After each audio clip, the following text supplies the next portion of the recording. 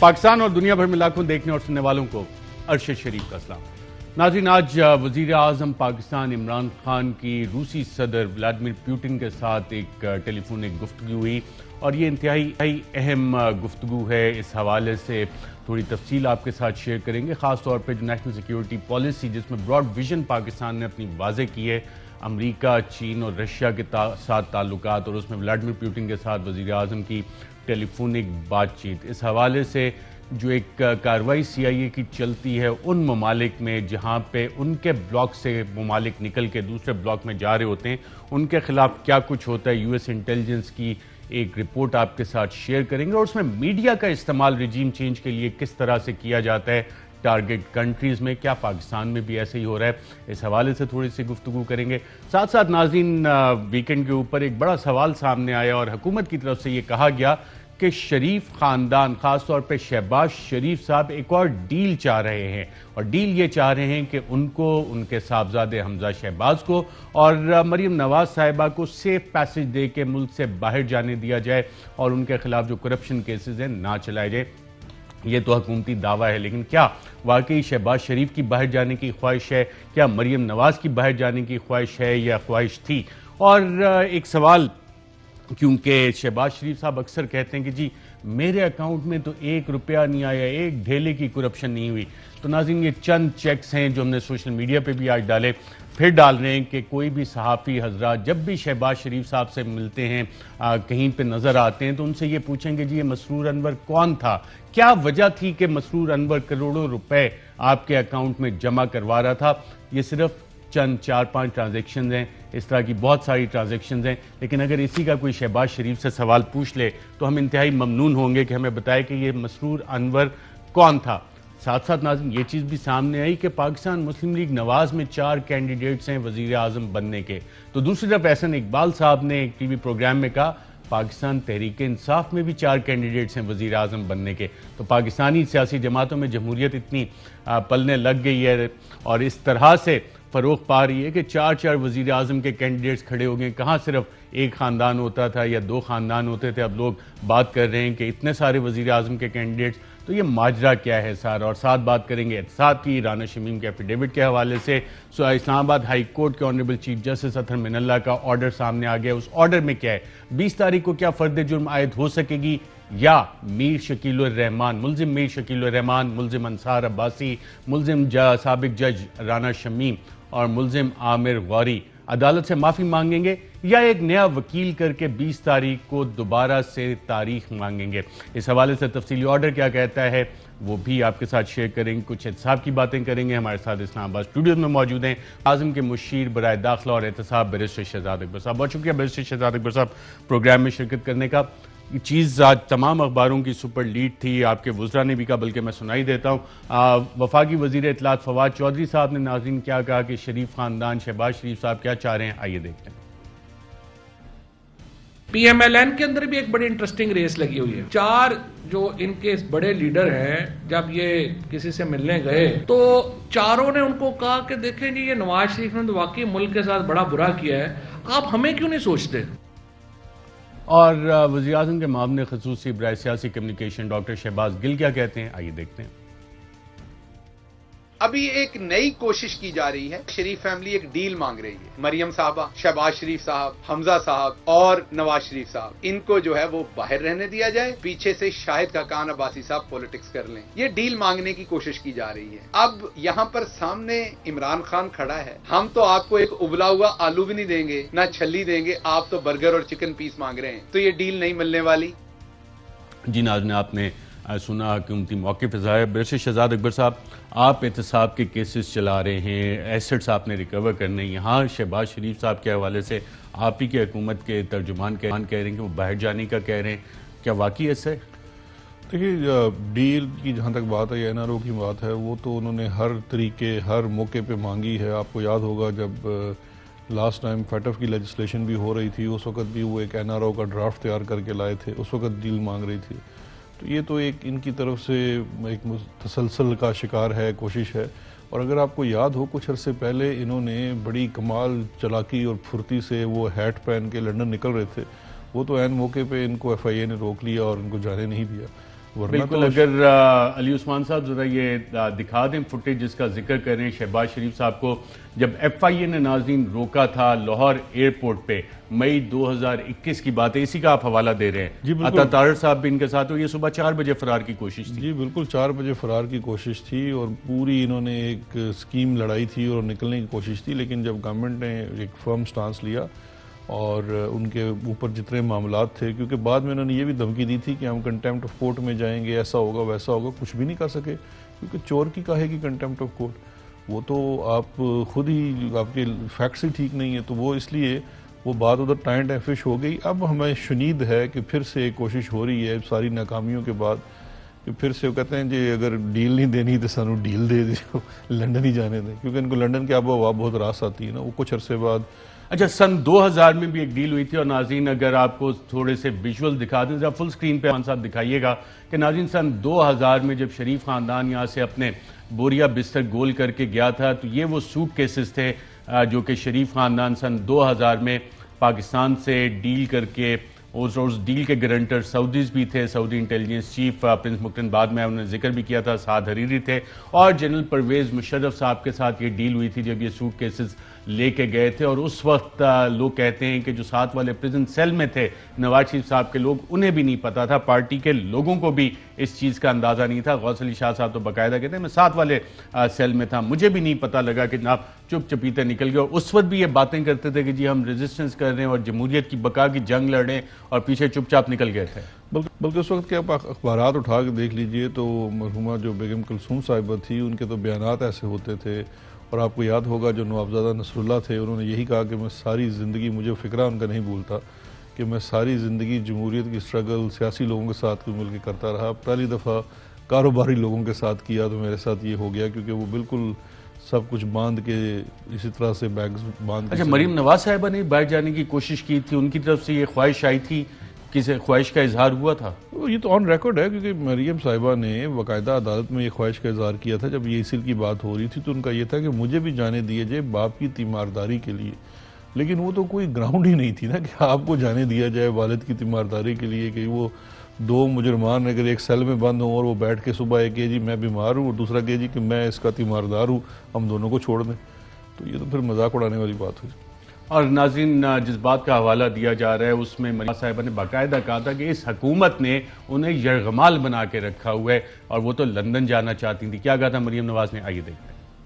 میں نے میاں صاحب کے ساتھ جانا چاہا, میں ہی خیال رکھتی تھی ان کا, مجھے ایک سوچے سمجھے منصوبے کے تحت میاں صاحب کے ساتھ نہیں جانے دیا, تو میں اس نتیجے پہ پہنچی ہوں کہ مجھے ادھر ایز ہاسٹیج رکھا ہوا تھا.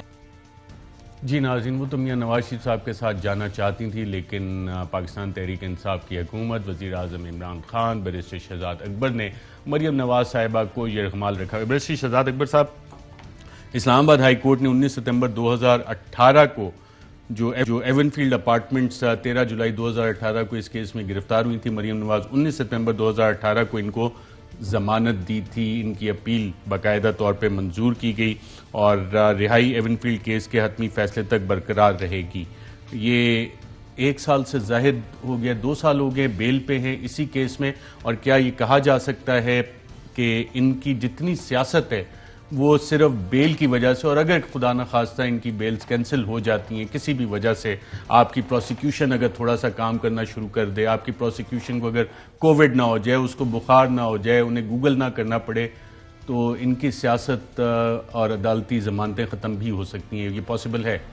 جی بالکل. دیکھیے اب تو ان کی جو اپیل ہے وہ اگر آپ آرڈنری سینس میں بھی جائے تو 2-3 سال ہو چکے ہیں ان کی اپیل کو اسلام آباد ہائی کورٹ میں, اور اس عرصے میں اپیل تو میچور ہو جاتی ہے. اب اس پہ آرگومنٹس ہو رہے ہیں, بلکہ نیب نے تو ان کی کینسلیشن آف بیل بھی اپلائی کی ہوئی ہے, کیونکہ انہوں نے جتنا عرصہ یہ بیل پہ رہی ہیں باہر, انہوں نے عدالتی جو کارروائی ہے, جو اپیل ہے, ان کے کیسز ہے, اس پہ اثر انداز ہونے کی کوشش کی ہے, چاہے وہ پہلے کچھ ویڈیوز اور آڈیوز کی صورت میں ہو یا کچھ اس طرح کی چیزیں جو مختلف طریقے سے یہ کرتی ہیں.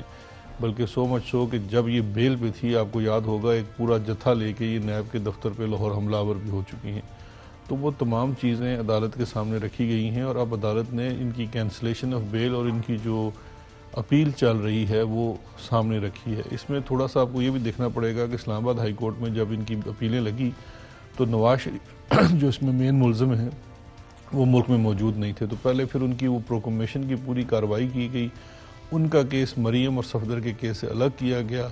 پھر جب مریم کا کیس شروع ہوا تو اس کے بعد ان کے بھی جو پینترے ہیں اگر آپ یاد کریں تو ان کے تمام وکلاء کو باری باری کووڈ ہوا, ٹھیک ہے, وہ ہو سکتا ہے. پھر انہوں نے اپنی لیگل ٹیم چینج کی, پھر انہوں نے وقت مانگا کہ مجھے کوئی وکیل نہیں مل رہے, پھر انہوں نے فائنلی شاہد عرفان قادر صاحب کو انگیج کیا.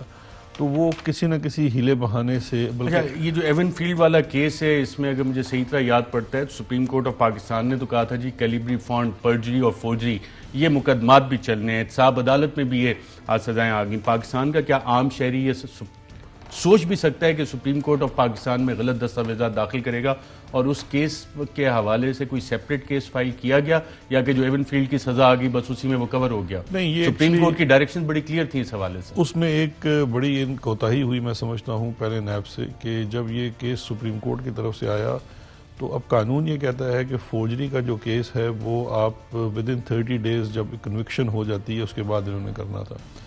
جب وہ کنوکشن ہو گئی تو وہ کیس ودن 30 ڈیز فائل نہیں ہوا, اور اسلام آباد ہائی کورٹ میں جب یہ گئے, پہلے یہ اکاؤنٹیبلٹی کورٹ میں گئے, کورٹ نے کہا کہ یہ اب آپ اس وقت فائل نہیں کر سکتے. پھر نیب اسلام آباد ہائی کورٹ گیا.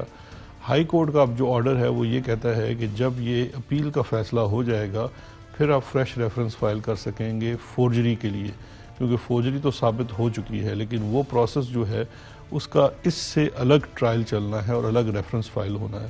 تو اب اسلام آباد ہائی کورٹ میں جو بھی آؤٹ کم آئے اس اپیل کا, اس کے بعد فورجری کا جو کیس ہے وہ الگ سے فائل ہوگا اکاؤنٹیبلٹی کورٹ کے سامنے, جس کو جعل سازی کا مقدمہ اور کیلیبری فنڈ کا مشہور کیلیبری فنڈ کا. ابھی تو یہ ایون فیلڈ فلیٹس کا مقدمہ ہے. یہ وہی ایون فیلڈ فلیٹس ہیں جس میں اب بھی شریف خاندان رہ رہا ہے؟ جی, یہ ایک بہت بڑا سوالیہ نشان بھی ہے. میں سمجھتا ہوں تمام ہمارے بھی لیگل پروسیسز کے لیے اور برطانیہ کے بھی لیگل پروسیس کے لیے کہ جس فلیٹ کے رکھنے کے اوپر یہ سزا ہوئی وہ آج بھی صاحب باغ کے پروکلیمڈ افینڈر اسی فلیٹ میں رہ رہے ہیں. اور یہ وہی اپارٹمنٹس ہیں جس کی حکومت Pakistan Broadsheet commission case میں براڈ شیٹ کو پیسے بھی دے چکا ہے کہ یہ ہم نے ریکور کرنا ہے. جی بالکل, اور وہ جو پیسے ان کو 8 ملین پاؤنڈ ہم براڈ شیٹ کو دے چکے ہیں ایون فیلڈ اپارٹمنٹ کے پاکستانی ٹیکس پیئر کا پیسہ. جی بالکل دے چکے ہیں. اور وہ کس بیسس پہ کہ یہ ریکور ہوں گے؟ کہ یہ ریکور ہوں گے اس کی دو بیسز بنی. ایک تو وہ آربیٹریشن ہوئی. آربیٹریشن جب نواز شریف صاحب خود اس کے وزیر اعظم تھے اس وقت یہ ساری آربیٹریشن ہوئی. وہی آربیٹریشن ہم ہارے تو ہمیں تو مجبوراً, ہم تو اس وقت جب ہمیں یہ کیسز ملے تو ہمارے ہاتھ تو بندھے ہوئے تھے, کیونکہ آربیٹریشن کا فیصلہ تو 2018 میں ہماری حکومت آنے سے پہلے ہو چکا تھا. اور جو آربیٹریشن کی پروسیڈنگز ہوئی جہاں پہ یہ سارے ثبوت پیش کرنے تھے کہ ایکچولی ہوا کیا, وہ تھا 2016 سے لے کے 2018, جس میں زیادہ مدت نواز شریف خود وزیر اعظم تھے اور بعد میں شاہد خاقان عباسی وزیر اعظم تھے. تو یہ تو ساری ملی بھگت سے سمجھتا ہوں کہ ایک سزا دی گئی پاکستان کو جو براڈ شیٹ کو پیسے ادا کرنے پڑے. بیرسٹر شہزاد اکبر صاحب, میں سمجھنا چاہ رہا ہوں وہ ایون فیلڈ اپارٹمنٹ جو جس پہ سپریم کورٹ آف پاکستان میں مقدمہ چلا, موزیک فنسیکا سے چیزیں سامنے آئیں کہ مریم نواز شریف اس کی بینیفیشل اونر ہیں, جس میں آج بھی نواز شریف صاحب قیام پذیر ہیں, پاکستانی قوم اس کے پیسے millions of pounds Broadsheet کو دے چکی ہے اور ابھی تک نہ ایون فیلڈ اپارٹمنٹ حکومت پاکستان کو مل چکے ہیں کہ پاکستانی قوم کا وہ ملینز آف پاؤنڈ ریکور ہو سکے. جی بالکل, یہ تو دیکھیں نا, اسی لیے تو وفاقی کابینہ نے ایک کمیشن بنایا جس نے یہ کہا کہ یہ براڈ شیٹ میں ہوا کیا, یہ تو معاملہ دیکھیں اور اس کے اوپر لوگوں کے اوپر جو رسپانسبلٹی فکس کی جائے. وہ کمیشن کی رپورٹ بھی پبلک کی گئی. اس کے بعد پھر وہ کیسز فردر اب دیے گئے ہیں کہ جن جن لوگوں کے اوپر کارروائی ہونی ہے وہ کارروائی کی جائے اور آنے والے وقتوں میں ان کے اوپر بھی کارروائی ہوگی. لیکن یہ اسی طرح کے ایگریمنٹس دو چیزیں ہیں. ایک تو ایسے لاپ سائیڈڈ ایگریمنٹس کیے گئے ماضی میں جو کہ میں سمجھتا ہوں پاکستان کے ساتھ بہت زیادتی تھی. وہ 2.5 صفحے کا تو ایگریمنٹ تھا, آپ نے شاید دیکھا ہو وہ ایگریمنٹ. اس میں تو یہ لکھا ہوا تھا کہ ان لوگوں سے, ان 100 لوگوں کی لسٹ تھی, ان 100 لوگوں سے کچھ برآمد ہو یا نہ ہو. ہماری حکومت جب آئی ہے ہم نے ایک بھی ایسے کسی بندے کے ساتھ کوئی ایسا ایگریمنٹ نہیں کیا, بیکاز یہ ایکسپیرینس آپ کا بہت برا رہا ہے. لیکن اس کے بعد جو سب سے زیادہ زیادتی ہوتی ہے وہ یہ ہوتی ہے کہ جب یہ, اچھا آپ تو قوم کو یہ بتا رہے نا, قوم کو یہ بھی بتانے کی ضرورت ہے کہ براڈ شیٹ کی ادائیگی آپ 2 دفعہ کر چکے. ایک دفعہ آپ ایک براڈ شیٹ کو ادا کر چکے پیسے, وہ کچھ شاید 4 یا 5 ملین پاؤنڈز تھے. اور اس کے بعد پتہ چلا 2 سال کی 4 سال بعد کہ آپ نے جعلی براڈ شیٹ کو پیسے ادا کیے ہیں، اور جس جعلی کو ادا کیے تھے اس کا پیسے وصول کرنے والا فوت ہو چکا ہے. تو پھر یہ اب سوال یہ پیدا ہوتا ہے کہ جب یہ چیزیں پرسو کی جانی تھی، جب پیسے جعلی کو دیے گئے تو پیپلز پارٹی کی حکومت تھی، جب براڈ شیٹ کا سارا مقدمہ دوبارہ چلا مسلم لیگ نون کی حکومت تھی، اور انہی کے مقدموں کے لیے براڈ شیٹ کو پیسے دوبارہ دینے سوال کرتا ہوں، وہ مقدمہ جو سپریم کورٹ میں چلا، احتساب عدالت میں چلا اور لندن کی عدالت میں چلا، جس کا فیصلہ ہو چکا، جس کے پیسے بھی پاکستان کی حکومت، پاکستان کا ٹیکس پیئر براڈ شیٹ کو دے چکا، لندن ہائی کورٹ نے کیا یہ ایکسیپٹ کر لیا کہ ہاں جی یہ پیسے تو ریکور ہونے ہیں نواز شریف؟ ریکوریبل اماؤنٹ ہے. لندن میں ہائی کورٹ نے یہ ڈکلیئر کیا کہ یہ حکومت پاکستان کا ریکوریبل اماؤنٹ ہے. جی جی بالکل. لیکن وہ کیس ابھی تک پینڈنگ پڑا ہے پاکستان میں.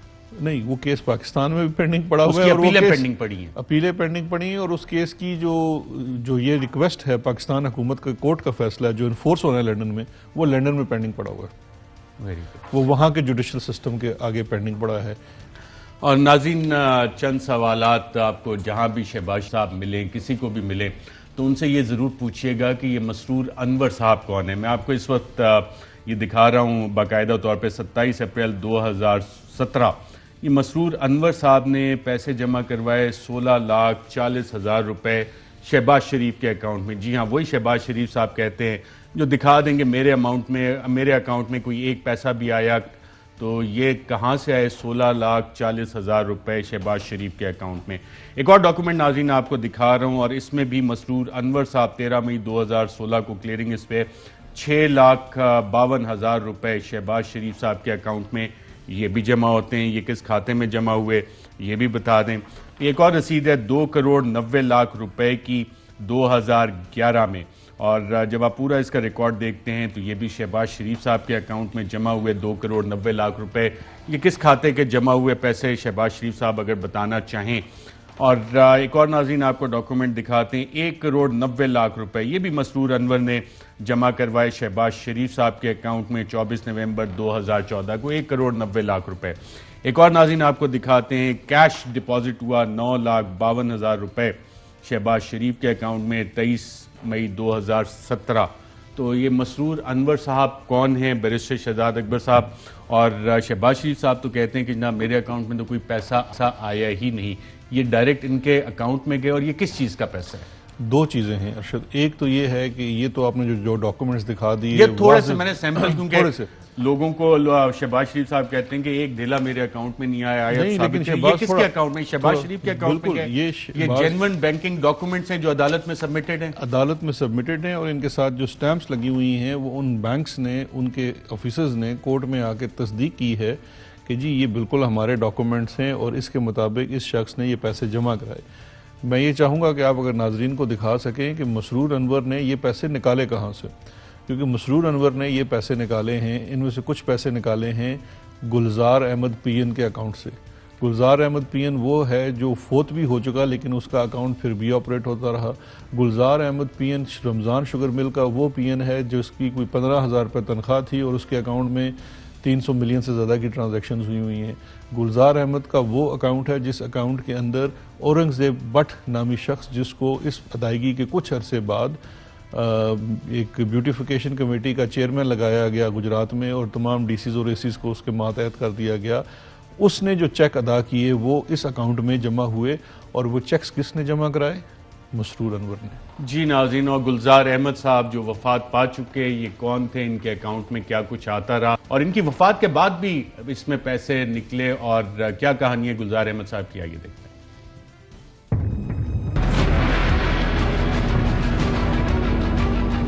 کہتے ہیں وائٹ کالر کرائم کا سراغ لگانا مشکل ہے، کیونکہ وائٹ کالر کرمنل پڑھا لکھا ہوتا ہے، واردات نئے طریقے سے ڈالتا ہے، جلدی ہمیشہ بیچارہ غریب چور پکڑا جاتا ہے. مگر اس بار ایف آئی اے اور نیب کی تحقیقات سے لگتا ہے کہ انہوں نے وائٹ کالر کرائم کا نہ صرف سراغ لگایا بلکہ اس کو ثبوت سمیت پکڑ بھی لیا ہے. 20 جعلی اکاؤنٹس جن میں 25 ارب روپے کی ٹرانزیکشنز کی گئی، اور تحقیقات میں تمام دستاویزات، ثبوت اور منی ٹریل موجود ہیں. اس کے علاوہ ایف آئی اے نے عدالت کو بتایا کہ ان تمام لوگوں کے بیانات بھی حاصل کر لیے گئے ہیں، جن کے نام سے جعلی اکاؤنٹ چلتے رہے ہیں۔ ان 20 اشخاص میں ایک اکاؤنٹ گلزار احمد خان کا بھی تھا۔ جب تحقیقاتی اداروں نے رمضان شوگر ملز اور العریبیہ شوگر ملز کی تحقیقات شروع کی تو معلوم ہوا کہ بڑی بڑی رقوم گلزار احمد کے اکاؤنٹ میں بھی جمع کروائی جاتی رہی۔ ایف آئی اے نے جب گلزار احمد کا سراغ لگانے کی کوشش کی تو معلوم ہوا کہ گلزار احمد صاحب تو 7 فروری 2015 کو انتقال فرما گئے۔ گلزار احمد کے صاحبزادے شکیل احمد خان نے ایف آئی اے کو اپنا تحریری بیان ریکارڈ کروا دیا ہے۔ شکیل احمد کے بقول وہ ایف اے پاس ہے اور ایک میرج ہال میں ویٹر کی نوکری کر رہا ہے۔ 25,000 روپے ماہانہ تنخواہ حاصل کرنے والے شکیل احمد کا کہنا تھا کہ جنوری 2011 میں بطور ہیلپر رمضان شوگر مل میں 6,500 روپے پر ملازمت شروع کی۔ اس کے والد گلزار احمد خان رمضان شوگر مل میں بطور چپراسی 20 سال ملازمت کرتے رہے ہیں اور 2014 میں ریٹائر ہو گئے۔ 2013 میں شکیل احمد کو رمضان شوگر مل سے نکال دیا گیا تھا۔ شکیل احمد کا یہ بھی کہنا تھا کہ وہ اس وقت جہلم میں مقیم ہے اور اسے اپنے والد کا silk bank pico road branch میں موجود اکاؤنٹ کا کوئی علم نہیں۔ ایف آئی اے نے جب شکیل احمد سے اکاؤنٹ میں موجود رقم کا سوال کیا تو شکیل احمد کا کہنا تھا کہ وہ انتہائی غریب لوگ ہیں، ان کے پاس کبھی بھی زیادہ رقم نہ تھی اور نہ ہی اب ہے۔ شکیل احمد کا یہ بھی کہنا تھا کہ وہ آج بھی کرائے کے مکان میں رہائش پذیر ہے اور ان کی کوئی پراپرٹی نہیں۔ ایف آئی اے کی جانب سے جب گلزار احمد کے بینک اکاؤنٹ سے ان کی وفات کے بعد 25 مارچ 2015 کو 40,48,000 کی رقم کی ٹرانزیکشن کو دیکھا گیا تو اس کا کہنا تھا کہ کروڑوں کی ٹرانزیکشنز والا یہ اکاؤنٹ اس کے والد کا ہے ہی نہیں اور نہ ہی ان کے پاس اتنی رقم تھی۔ شکیل احمد نے ایف آئی اے کو دوران تفتیش اپنے والد کا ڈیتھ سرٹیفکیٹ بھی پیش کیا۔ جی ناظرین، یہ اربوں روپے ہیں جس کا کہ حساب ابھی تک شہباز شریف صاحب نے نہیں دیا کہ ان کے اکاؤنٹ میں، ان کے صاحبزادے کے اکاؤنٹ میں، حمزہ شہباز کے اکاؤنٹ میں، ان کے صاحبزادے سلیمان شہباز کے اکاؤنٹ میں یہ پیسہ کیسے آیا، رمضان شوگر مل کے اکاؤنٹس میں یہ پیسے کیسے آ رہے تھے، اس کا جواب ابھی تک انہوں نے دیا ہے یا کہ تکنیکی انصاف کی تلاش ہے؟ اور کسی جگہ نہیں دیا ارشد۔ یہ سوال کا جواب نہ انہوں نے ایف آئی اے کی تحقیقات میں دیا، اس سے ملتے جلتے سوالات کا جواب انہوں نے نیب کی تحقیقات میں نہیں دیا، اس کا جواب آج تک انہوں نے کسی عدالت میں نہیں دیا، اور سب سے بڑی بات مجھے یہ بتائیں اگر کسی بندے کے پاس 30-32 ارب روپے اسی طرح آ رہے ہو، مختلف ذرائع سے آ رہا ہو، جس کا وہ جواب نہیں دے سکتا، تو اگر وہ 3, 4, 5, 6, 10 ارب روپے بھی سائڈ پہ رکھ دے کہ میں نے سسٹم میں انویسٹ کرنے اور میں نے ڈیل نکالنی ہے، تو جو ڈیل کرنے والے ہیں یا ڈیل دینے والے ہیں یا جیسے آپ کے پروسیکیوٹرز بیمار ہو جاتے ہیں، پورا نظام ہے نا، نظام میں اگر آپ اس میں سے 10 ارب 8 ارب 6 ارب میں سے تھوڑے تھوڑے پیسے بھی خرچ کرنے شروع کریں تو یہ نظام آپ کو سزا ہونے دے گا۔ ارشد اب تو آپ نے اس نظام کی نبض پہ ہاتھ رکھنا شروع کر دیا ہے۔ یہ سب سے بڑا پرابلم ہی یہی ہے کہ جو وائٹ کالر کرائم ہے اس کے اندر یہ جو بینیفٹ چلا جاتا ہے ایکیوزڈ کو، اکثر وہ ایک بہت بڑا سوالیہ نشان پیدا کرتا ہے، کیونکہ اس کا جو وکیل ہے وہ بھی زوراور ہوتا ہے، اس کے دلائل بھی زوراور ہوتے ہیں، اس کے ریفرنسز بھی زوراور ہوتے ہیں۔ لیکن میں ایک چیز یہاں عرض کرنا چاہوں گا، اگر مجھے آپ اجازت دیں جان کی امان پاتے ہوئے۔ دیکھیے، احتساب جو ہے نا ایک بڑا تکلیف دہ عمل ہے، اس کے لیے بھی جس کا ہو رہا ہے اور جو کر بھی رہا ہے، اور اس کے لیے تسلسل کی ضرورت ہے، کیونکہ آپ نے سب سے پہلے تو ایک انویسٹیگیشنز کرنی ہیں جو اپنے پاؤں پہ کھڑی ہو سکے، اور پھر ہمارے ہاں جو پروسیکیوشن ہے، ہمارا جو عدالتی نظام ہے، اس کے اندر جو بھی ٹائم کنسٹرینٹس ہمیں ہیں، ٹائم لگتا ہے، جو بھی اس سے بھی گزرنا ہے۔ اب یہ تمام چیزیں اپنی جگہ موجود ہیں۔ آج تک شہباز شریف کا کسی اس میں سے ایک بھی ڈاکومنٹ کا جواب نہیں آیا، لیکن جب یہ سارے گواہ عدالت سے گزر جائیں گے تو ان کو اپنا کیس عدالت کے کیا سامنے سارے گواہوں کو ضرورت ہے؟ کسی بھی مہذب ملک میں یہ سوال ہوتا ہے کہ شہباز شریف صاحب یہ کروڑوں روپے کس مسرور انور نے آپ کے اکاؤنٹ میں ڈالیں، کیا یہ کافی نہیں ہوتا اگر آپ جواب نہ دیں؟ آپ کون سے نظام کی بات کریں؟ وہ نظام جس پہ کہ اگر میں نے بلینز اللیگلی کما لیے ہیں، میں چند ارب روپے پھینک بھی دیتا ہوں، چند کروڑ روپے پھینک بھی دیتا ہوں، تو مجھے ڈیل بھی ملے گی اور پاکستان میں مثالیں موجود ہیں۔ میں اب کیا کہہ سکتا ہوں، آپ بہتر انویسٹیگیٹو جرنلسٹ ہیں اور یہ لازمی اس کی باتوں کے مسائل موجود ہیں۔ لیکن ہمیں ایز گورنمنٹ، کیونکہ دیکھیے اس وقت جس جگہ آپ بیٹھے ہوئے ہیں آپ کی یہ رسپانسبلٹی ہے، آپ عوام سے، آپ کی پارٹی ووٹ لے کے آئی ہوئی ہے اس کام کے لیے، تو اگر ہم سے کوئی یہ توقع کرتا ہے کہ ہم اس چیز سے پیچھے ہٹ جائیں گے تو وہ میرے خیال میں وہ کسی احمقوں کی جنت میں رہتے ہیں، کیونکہ پاکستان تحریک احمقوں کی جنت میں رہتے ہیں یا ان کو کمیشن ملا ہے اس کرپشن کے پیسے میں سے؟ یہ سوال ناظرین آپ کو بھی کرنا چاہیے. جو بھی ڈیل کی باتیں کرتے ہیں، یا انہیں لفافے ملیں یا انہیں ٹوکرے ملیں ماضی میں، یا اس نظام سے وہ بینیفٹ کسی نہ کسی طرح کرتے رہیں، جس کو کہ اعتزاز احسن صاحب کہتے ہیں شریف ڈاکٹرائن، جس میں اس معاشرے کے تمام عناصر، تمام سیگمنٹ، تمام انسٹیٹیوشنز برابر کے ملوث ہیں جو کرپشن کے اس مال سے مستفید ہوتے رہے. لیکن یہ جواب سامنے نہیں آتا کہ کروڑوں روپے اکاؤنٹ میں کیسے آ رہے تھے. ایک وقفہ لیتے ہیں ناظرین، اور وقفے کے بعد نیشنل سیکیورٹی پالیسی، وزیر اعظم کی رشین صدر کے ساتھ بات چیت، اور CIA ملکوں میں رجیم چینج کیسے کرتا ہے، کیا پاکستان میں بھی اسی طرح کی کارروائی ڈل رہی ہے، میڈیا کا اس حوالے سے کیا کردار ہے پاکستان میں، جو کہ ایک انٹیلیجنس رپورٹ میں مینشن تھا، وہ کیا ہے؟ ایک وقفے کے بعد. ویلکم بیک ناظرین. پاکستان نے باقاعدہ طور پہ اپنی ایک نیشنل سیکیورٹی پالیسی دی. بہت سے لوگ کہہ رہے ہیں کہ اس میں بہت کچھ ہو سکتا ہے، لیکن ریاست کی ایک جو باقاعدہ ڈائریکشن ہے وہ اس سے کلیئر نظر آتی ہے. اور بین الاقوامی تعلقات پہ جب آپ چیپٹر دیکھتے ہیں تو امریکہ کے ساتھ تعلقات پہ، علی عثمان صاحب اگر آپ ڈاکومنٹ دکھا دیں بہت مہربانی ہوگی آپ کی. جی. اور امریکہ کے ساتھ ناظرین تعلقات کو دیکھیں تو اس پہ باقاعدہ طور پہ کہا گیا ہے کہ پاکستان کیمپ پالیٹکس جو ہے، مختلف کیمپس جو ہیں، کیمپ پالیٹکس اس کا حصہ نہیں بننا چاہتا. یعنی کہ کولڈ وار سے ایک باقاعدہ طور پہ ڈائیورس کر رہے ہیں اپنی فارن پالیسی کو، جس میں پاکستان امریکی کیمپ کا باقاعدہ طور پہ حصہ تھا. ساتھ ساتھ واشنگٹن کو اپنے کنسرنز بھی اس میں کنوے کرنے کا اشارہ دیا گیا، اور دہشت گردی سے آگے کی ایک ریلیشن شپ کی بات کی گئی. اور اسی کے مقابلے میں جب ہم دیکھتے ہیں کہ سینٹرل ایشین ریپبلک اور رشیا کے ساتھ جو معاملات ہیں وہ ریلیشن شپ ایک طرح سے ری ڈیفائن ہو رہی ہے. اس میں ٹریڈ کی بات ہے، انویسٹمنٹ کی بات ہے، افغانستان میں کامن آبجیکٹیوز کی بات ہے رشیا کے ساتھ. آج ہی رشین پریزیڈنٹ ولادیمیر پوٹن کے ساتھ وزیر اعظم عمران خان کی ٹیلی فونک کنورسیشن ہوئی ہے. تو خطے میں اس وقت ناظرین چائنا، رشیا، امریکہ اور پاکستان جو معاملات چل رہے ہیں اس کے پیچھے بھی بہت ساری کارروائیاں ہوتی ہیں، اور تاریخ ہمیں بتاتی ہے کہ جب یہ کارروائیاں چل رہی ہوتی ہیں تو اس میں میڈیا بھی ایک کردار ادا کرتا ہے. میڈیا ایک کردار ادا کرتا ہے رجیم چینج کے لیے، میڈیا ایک کردار ادا کرتا ہے بیانیہ بنانے کے لیے، میڈیا ایک کردار ادا کرتا ہے جو ٹارگٹ کنٹری ہوتی ہے اس کی، چاہے ملٹری لیڈرشپ ہو چاہے سیولین لیڈرشپ ہو، اسے ٹارگٹ کرنے کے لیے. اور افواج پاکستان کے ترجمان میجر بابر افتخار صاحب نے جو اس کی اپنی پہلی پریس کانفرنس کی تھی اس میں باقاعدہ بتایا کہ یہ بیانیہ کون بنا رہا ہے، کیسے بنا رہا ہے، کیوں بنا رہا ہے. آئیے دیکھتے ہیں.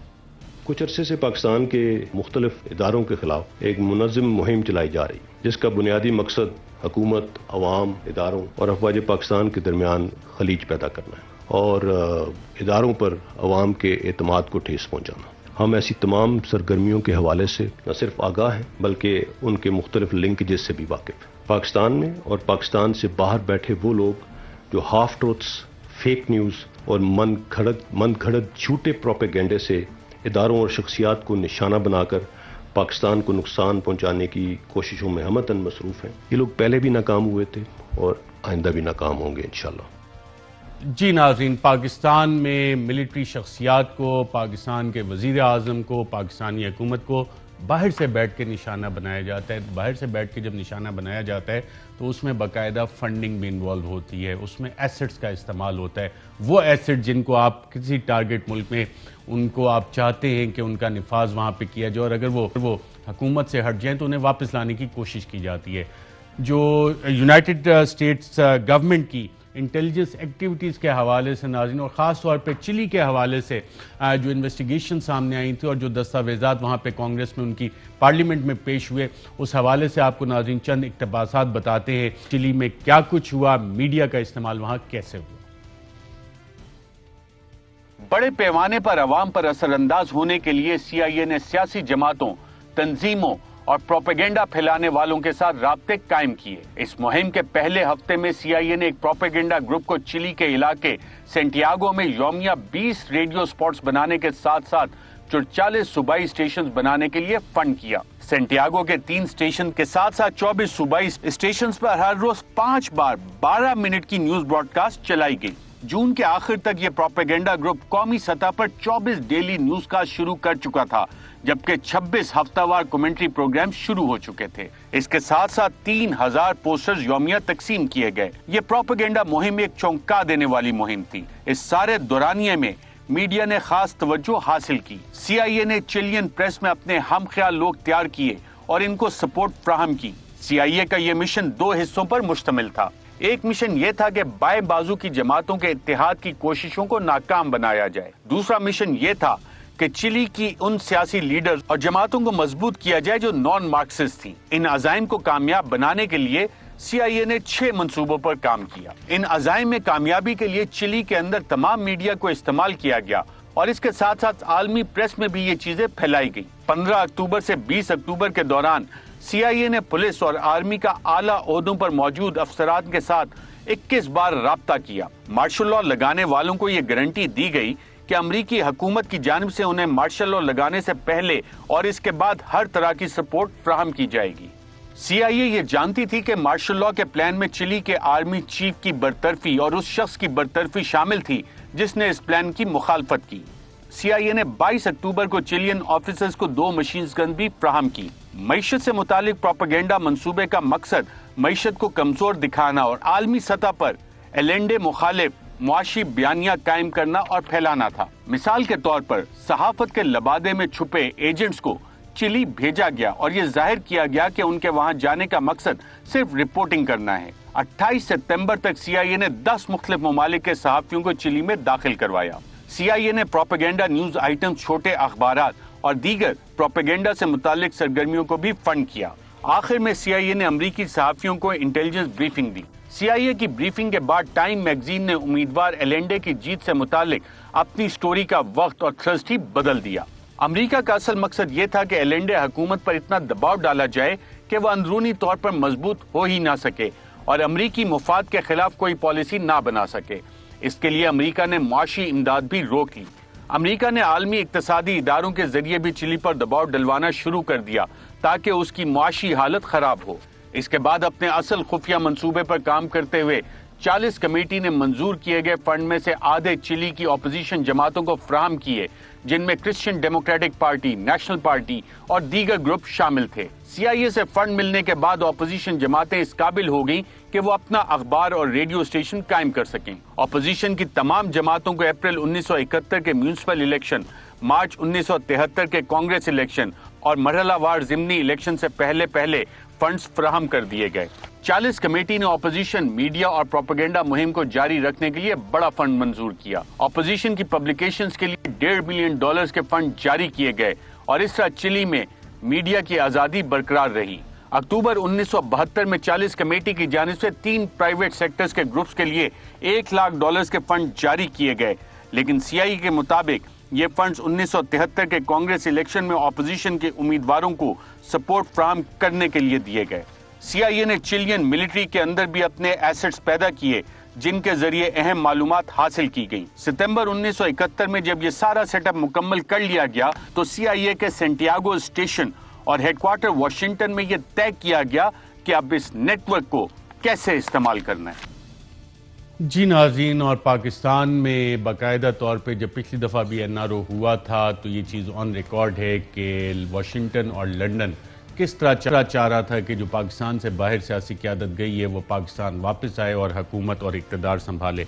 क्या इस दफ़ा भी यही कोशिशें बैनुल अक़वामी क़ुव्वतों की तरफ से हो रही हैं और जो इकनॉमिक टाइटनिंग है पाकिस्तान की और एक जो बयानिया जिसका अफवाज पाकिस्तान के तर्जुमान भी जिक्र कर रहे हैं वो आपकी हुकूमत के खिलाफ बनाया जा रहा है और स्पॉन्सर किया जा रहा है? देखिए अर्शद, जो इमरान खान साहब का एक व्यू है वर्ल्ड पॉलिटिक्स का और जो पाकिस्तान की जियो लोकेशन है वो ऑफ कोर्स बहुत सारी पावर्स को पसंद नहीं है, क्योंकि वो बहुत प्रो पाकिस्तान बयानिया है।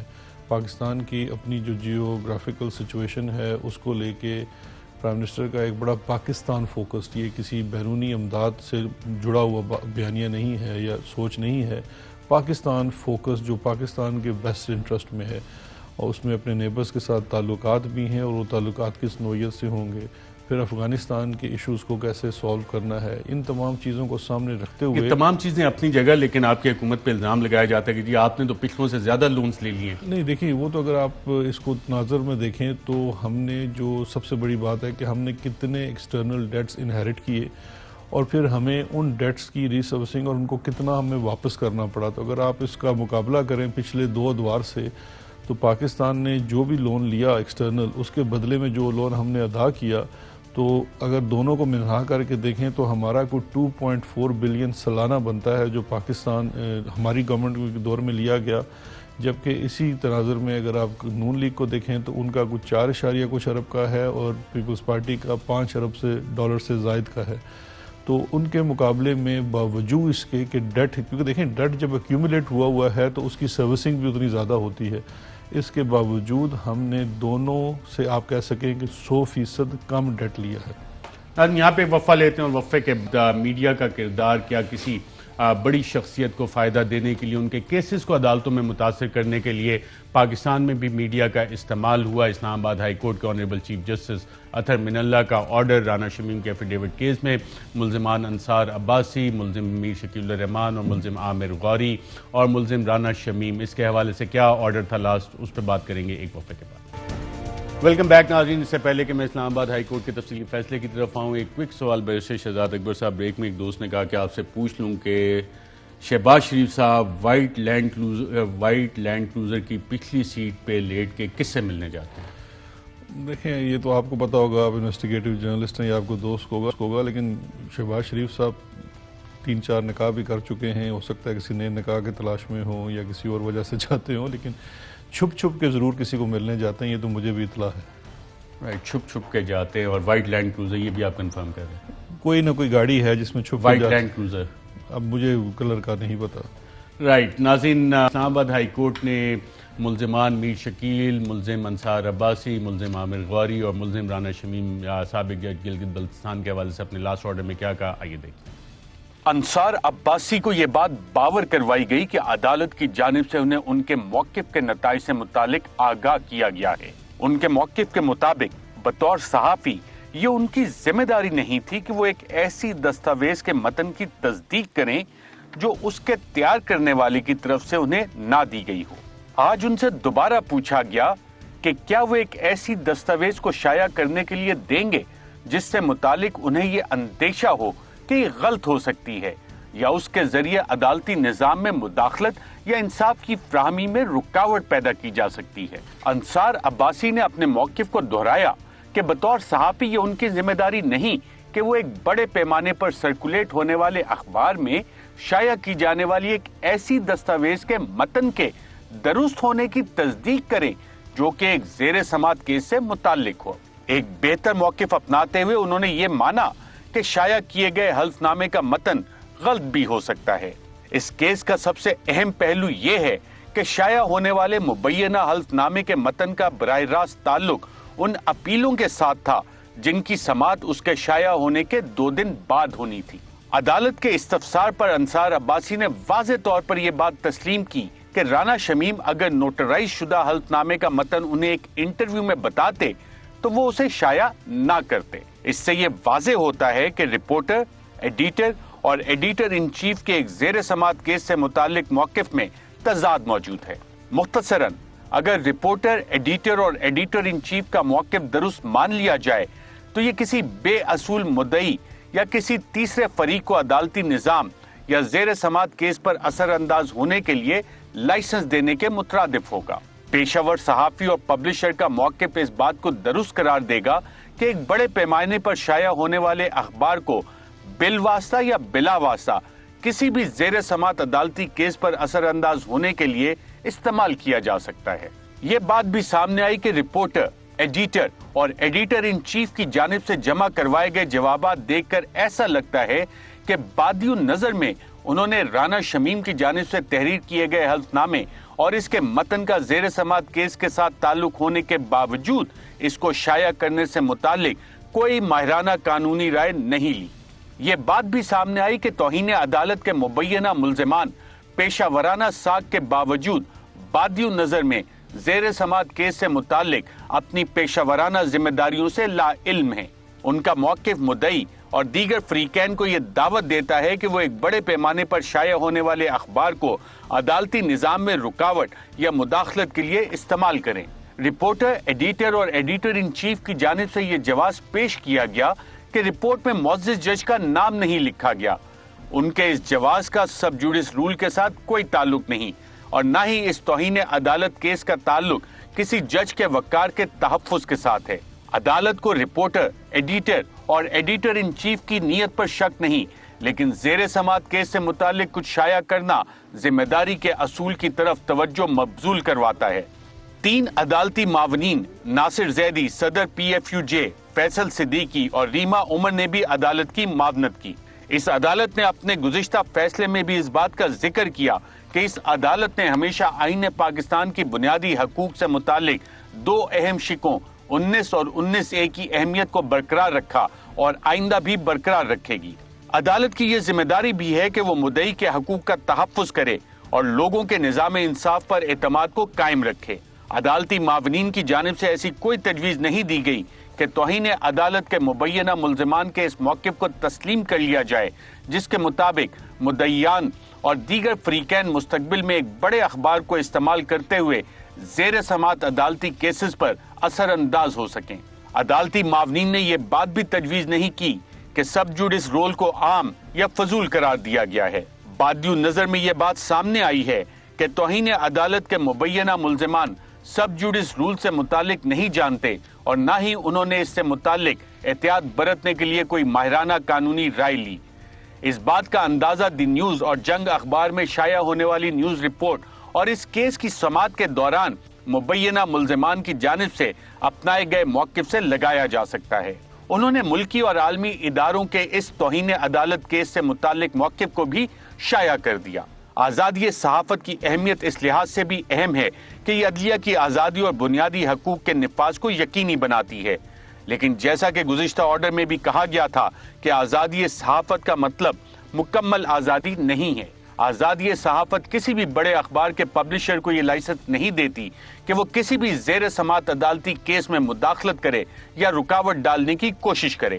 لطیف آفریدی رانا شمیم کی جانب سے بطور وکیل پیش ہوئے۔ ان کی قابل معاونت کے باوجود رانا شمیم اس عدالت کو اس بات پر قائل نہیں کر سکے کہ ان پر فرد جرم عائد نہ کی جائے۔ افسوس کے ساتھ یہ بات کہنی پڑ رہی ہے کہ مبینہ ملزمان کو پورا موقع فراہم کیا گیا، مگر پھر بھی وہ اپنے اس موقف پر ڈٹے ہوئے ہیں کہ انہوں نے کچھ غلط نہیں کیا۔ رپورٹر، ایڈیٹر اور ایڈیٹر ان چیف کا معاملہ اس لحاظ سے بھی اہم ہے کیونکہ اگر ان کا موقف تسلیم کر لیا جائے تو نہ صرف سب جوڈس رول اپنی اہمیت کھو دے گا بلکہ عدالت کسی بھی بڑے اخبار کو ایک ایسی دستاویز چھاپنے کا لائسنس فراہم کر دے گی جو جھوٹ پر مبنی ہو سکتی ہے اور جس کے ذریعے کسی بھی زیر سماعت مقدمے کے نتائج پر اثر انداز ہوا جا سکے۔ سب جوڈس رول کے معاملے میں رپورٹر، ایڈیٹر اور ایڈیٹر ان چیف کا موقف صحافت کے عالمی اصولوں سے مطابقت نہیں رکھتا۔ ان کا موقف تضاد پر مبنی اور عوامی مفاد میں نہیں ہے، تاہم وہ اپنے موقف پر قائم ہے جو کہ سب جوڈس رول کے خلاف ہے اور لوگوں اور مدعیان کے عدالتی نظام پر سے اعتماد ختم کرنے کے مترادف ہے۔ لہذا تمام ملزمان کو یہ ہدایت کی جاتی ہے کہ وہ 20 جنوری 2022 کو صبح 10 بجے عدالت میں پیش ہوں تاکہ ان پر فرد جرم عائد کی جا سکے۔ آج کے پروگرام میں ناظرین اتنا ہی۔ بیرسٹر شہزاد اکبر صاحب بہت شکریہ پروگرام میں شرکت کا۔ اجازت دیجیے گا ناظرین، اللہ حافظ۔ اہم ترین خبریں اب ایک کلک کی دوری پر، آپ کے پسندیدہ ٹاک شوز ہوں یا اہم ملکی یا غیر ملکی شخصیات کی نیوز کانفرنسز، ہر لمحہ باخبر رہنے کے لیے سبسکرائب کریں ہمارا یوٹیوب چینل۔ موسم کی صورتحال ہو یا کھیل کے میدان سے خبریں، اپنے موبائل فون سے ملکی اور بین الاقوامی اہم خبروں تک رسائی کے لیے ڈاؤن لوڈ کیجیے موبائل ایپ۔ باوثوق ذرائع سے مصدقہ خبروں، تجزیوں اور تبصروں سے مستفید ہونے کے لیے وزٹ کیجیے پاکستان کی سب سے بڑی نیوز ویب سائٹ www.arYnews.tv۔ ان سب کے علاوہ پاکستان کا سب سے بڑا فیس بک پیج ہو، سب سے بڑا نیوز انسٹاگرام اکاؤنٹ یا پھر ٹویٹر، ARY نیوز پہنچا رہا ہے خبریں سب سے پہلے آپ تک تاکہ آپ رہیں ہر لمحہ باخبر۔